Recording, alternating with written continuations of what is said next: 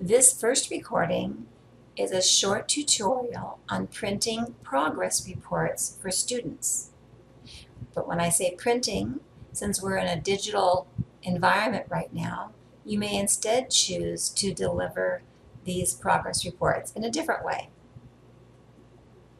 First, open your standards-based gradebook and tap on Manage Gradebook so that you're inside the gradebook itself. Along this blue ribbon, you have several options, and one of them is Reports.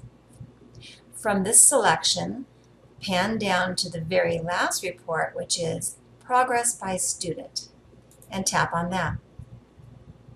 The defaults provide you with your current gradebook, a complete list of students, show other teachers' gradebooks. Go ahead and leave that checked unless something pops up here you don't want to see. The current date, meaning that these progress reports will be up to date, and a signature line, and page break, which means each student will have their own page. If you would like to enter a comment that applies to every single student, you can enter it here. If you want personal comments, we will share something in a future video that will show how to do that. Up again at the top of the screen, we saw report format, which means that that's the type of file that the progress reports will end up being. And report delivery. You can kind of ignore that, please.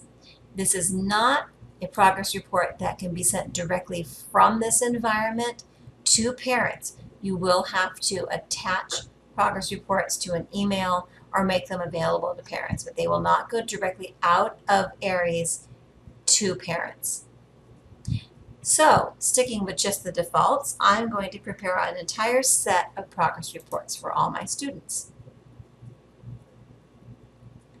I'm going to have a couple of choices. One is to download the report, and one is to view the report. I'm going to view the report first, and by report, we're referring to about 32 pages, one page per student. It automatically opens in my browser. Yours probably will too. That's a pretty common default. I can see my first student, and as I scroll down, I can see a second student, and so on.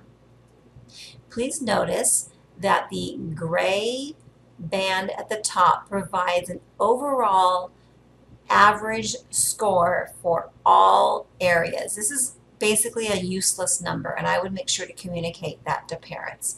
That basically tells parents that of all these topics and scores, the student is basically a 175. That doesn't really make any sense, and it's not very informative. Now that I know this is basically what I want, all I have to do is download this to my computer.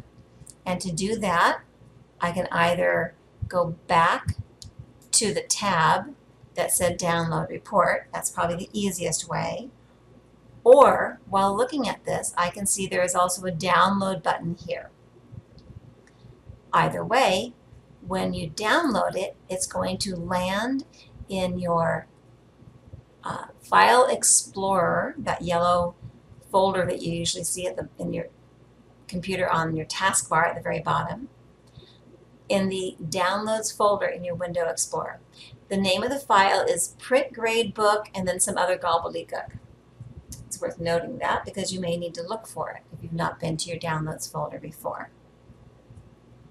I'm going to go ahead and now I will open my File Explorer. And then here I see my Downloads folder.